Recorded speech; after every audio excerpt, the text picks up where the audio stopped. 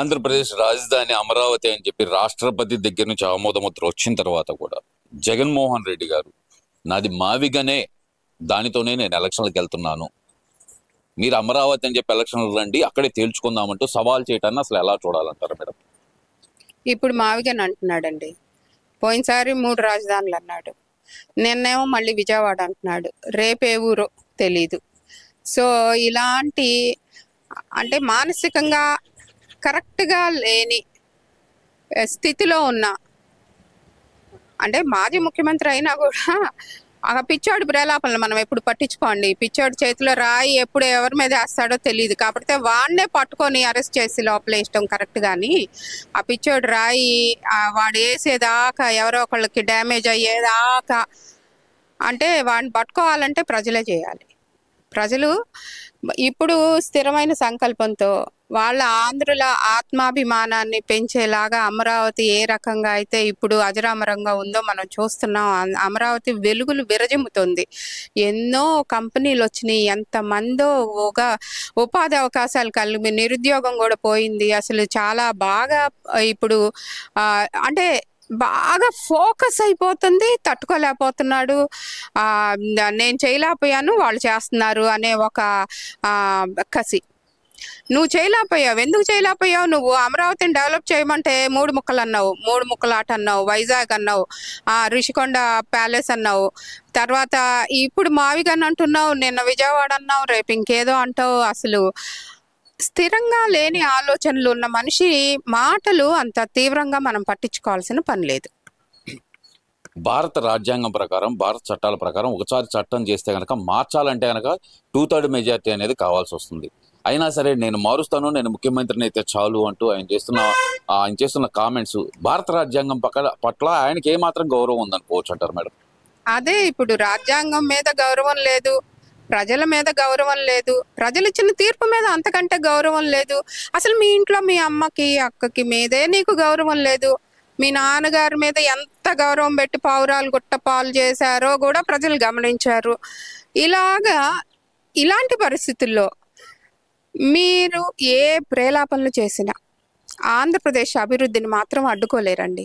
ఇప్పుడు స్థిర సంకల్పంతో, దృఢ నిశ్చయంతో కూటమి ప్రభుత్వం ఏర్పడి, డబుల్ ఇంజన్ సర్కార్, బీజేపీ పవన్ కళ్యాణ్ అన్నగారితో కలిసి జనసేన పార్టీతో, ఇక్కడ విజనరీ లీడర్, అసలు ఆయన ఫాదర్ ఆఫ్ అమరావతి అండి, founder of Amaravati, icon of Andhra Pradesh, అంత విజనరీ లీడర్ని ఇలాంటి మీ పిచ్చి ప్రేలాపనలతో మీరేమీ అడ్డుకోలేరు.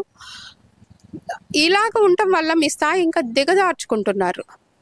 ప్రజలు ఇచ్చిన తీర్పుని మీరు గౌరవించాలా లేదా? మీకు ఎన్ని సీట్లు ఇచ్చారు? సో మీకు ప్రజల తీర్పు పట్ల గౌరవం లేదు, రాజ్యాంగం పట్ల గౌరవం లేదు. చట్టబద్ధత చేశారు అమరావతిని ఆంధ్రప్రదేశ్ రాజధానిగా, మీకు తెలుసు, అందరికీ తెలుసు. తెలిసినా కూడా మళ్ళీ వచ్చి మారుస్తానంటే అది కరెక్ట్ కాదు. అది వాళ్ళ మాటల ద్వారా వాళ్ళ పార్టీని, వాళ్ళ భవిష్యత్తుని వాళ్ళే సమాధి చేసుకుంటున్న పరిస్థితి ఇది. అంటే వాళ్ళు అంటుంది ఏంటంటే కనుక అమరావతిలో అవినీతి జరుగుతుంది, దోపిడీ జరుగుతుంది, మావిగన్ అయితే 20,000 కోట్లతో అయిపోతుంది, ఇది వాళ్ళు చెప్తున్న మాట. మరి దానికి ఏం చెప్తారు మేడం? అమరావతిలో మీరు చూసి మీ కళ్ళకి పచ్చకామరలోడికి అంత పచ్చగానే కనపడుద్ది అంటారు కదా. మీరు అవినీతి పరులు కాబట్టి మీకు మొత్తం అవినీతి వ్యవహారంగానే కనిపిస్తుంది, అభివృద్ధి కనిపించట్లేదా? అవినీతే కనిపిస్తుందా? ఇప్పుడు ఒక పెద్ద ప్రాజెక్ట్ జరుగుతుంటే అందులో ఒకటో చిన్న చిన్న మిస్టేక్స్ ఉంటే దాన్ని సరి చేసుకోవాలి. మీకు చట్టం ఉన్నాయి, ఆర్టీఐ చట్టం ఉంది, రైట్ టు ఇన్ఫర్మేషన్ యాక్ట్ ఉంది, మీరు దాని ద్వారా ప్రొసీడ్ అవ్వండి. ఇక్కడ ఇలా ఎందుకు చేశారని అడగండి. అంతేకాని అభివృద్ధిని అడ్డుకునే హక్కు మీకు ఎక్కడిది? ఆంధ్రప్రదేశ్ అభిమానిగా చెప్తున్నా, ఆంధ్రుల ఆత్మగౌరవం అమరావతిని అలాగా ప్రతిష్ట దిగజార్చే విధంగా మాట్లాడటం చాలా తప్పండి, చాలా తప్పు. జగన్మోహన్ రెడ్డి గారు మాట మీద నిలకడలేని తత్వాన్ని అసలు ఎలా చూడాలంటారు? అంటే గతంలో చూసాము, 2014 నుంచి 19 వరకు 33,000 ఎకరాలు సరిపోదు, ఇంకా కావాలన్నారు. తర్వాత అధికారంలోకి వచ్చిన తర్వాత 3 రాజధానులు అన్నారు.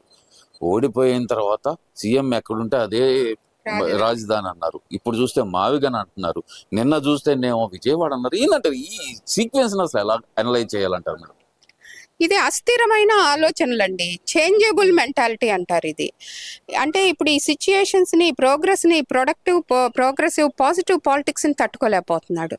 ఆయనకి ఎంతసేపటికి డిస్ట్రక్టివ్ నేచర్ ఉండబట్టే అసలు అధికారంలోకి రాగానే ప్రజావేదిక కూల్చివేతతో మొదలుపెట్టిన అణిచివేతలు ఏ రకంగా రాజధాని రైతులు 30,000 మంది రైతుల త్యాగాల్ని అణిచివేత అసలు ఎంత ఘోరంగా.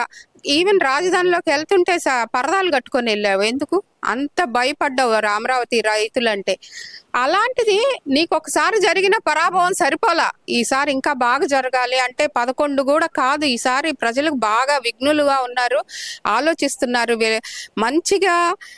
పోయినసారి 11 ఇస్తేనే మళ్ళీ మావిగన్ అంటున్నావే, ఇంక ఈసారి ఏమి ఇస్తే నువ్వు నోరు మోస్తావో ప్రజలకు బాగా తెలుసు. సో ప్రజాభిప్రాయాన్ని గౌరవించాల్సిన అవసరం రాజకీయ నాయకులకు ఉండాలండి. ఈ అస్థిరమైన మెంటాలిటీని మెడికల్ పరిభాషలో ఎలా చూడాలంటారు? ఎందుకంటే మీరు డాక్టర్ కాబట్టి మిమ్మల్ని అడుగుతున్నారు, ఈ మెడికల్ పరిభాషలో ఈ అస్థిరమైన మెంటాలిటీని అసలు ఎలా చూడాలి? మెంటల్ ఇన్స్టెబిలిటీ అండి. ఇన్స్టెబిలిటీ, ఆలోచనలో ఇన్స్టేబుల్గా ఉండటం. అంటే అది ఇప్పుడు గేమ్స్ అయ్యి పబ్జీలు అయ్యి ఆడుతూ ఉంటారు కదండి, దానికి ఎడిక్షన్ అయిపోయి ఈ అందులోంచి బయటకు వచ్చినప్పుడు ఏదో పిచ్చివాగుడు వాగి వెళ్ళిపోతూ ఉంటారు. అది కరెక్టా కాదా అనేది మనమే ఆలోచించుకోవాలి. సో ఇలాంటి డిస్ట్రక్టివ్ నేచర్ ఉంది, అన్స్టేబుల్గా మెంటాలిటీ ఉండి, చాలా ఇరిటబుల్గా కూడా ఉండి, ఎవరి మీద పడితే వాళ్ళ మీద అరిచేయటం అట్లా చేస్తున్నాడంట. అక్కడ కూడా ఇంట్లో వాళ్ళు కూడా చాలా గగ్గోలు పెడుతున్నారు. సో ఇది పూర్తిగా హాఫ్ రాటన్ మైండ్ అండి ఇది. He needs treatment. Probably Vizag ఎర్రగడ్డ దగ్గర ఉన్న సైకియాట్రీ హాస్పిటల్ అయితే బెటర్ అనిపిస్తుంది నాకు. ఎందువల్ల అంటారు మేడం ఈ స్టెబిలిటీ లేకపోవటాన్ని ఎలా ఎందుకు వచ్చింది అనుకోవచ్చు అంటారు? ఈ స్టెబిలిటీ లేకపోవటం, మాట మీద నిలకడ లేకపోవటం ఎలా చూడాలంటారు? అసలు చాలా డిప్రెషన్లో ఉన్నారండి ఇప్పుడు వాళ్ళు. చాలా మంచి అవకాశాలు ఇచ్చారు వాళ్ళకి ప్రజలు. ఒక్క అవకాశం అమ్మల్లారా అయ్యల్లారా అని బతిమలాడుకొని చెమట్లు కక్కి నడిస్తే ఒక్క అవకాశం అని ఇచ్చారు ప్రజలు. ఇచ్చినప్పుడు వాళ్ళు దాన్ని ఏ రకంగా దుర్వినియోగం చేసుకొని అన్ని వ్యవస్థల్ని, ప్రభుత్వంలోని అన్ని వ్యవస్థల్ని నిర్వీర్యం చేసి, నిర్జీవం చేసి, అంతేకాకుండా ఈ బూమ్ బీర్లు ఉన్నాయి చూసారా, జే బ్రాండ్ బీర్లు, ఇవన్నీ ఏంటంటే చాలా మంది ఉసురు పోసుకున్నాడండి. నిజంగా చెప్పాలంటే ఆంధ్రప్రదేశ్ మహిళల పుస్తలు, ఎంతమంది పుస్తలు తెగటానికి ఈ జలగన్న కారణం అయ్యాడో, వాళ్ళు ఉసురు పోసుకొని ఆయనకి మానసిక స్థితి వచ్చిందని నాకు అనిపిస్తుంది. ఈ వీడియో నచ్చితే లైక్ చేయండి. అలాగే మా ఛానల్ ని ఫస్ట్ టైం కనుక చూస్తున్నట్టయితే ఇప్పుడే సబ్స్క్రైబ్ చేసుకుని పక్కనే ఉన్న గంట సింబల్ ని యాక్టివేట్ చేసుకోండి. అప్పుడే మేము పెట్టే ప్రతి వీడియో మీకు నోటిఫికేషన్ గా వస్తుంది. అలాగే ఈ వీడియో పూర్తిగా చూసినందుకు ధన్యవాదాలు.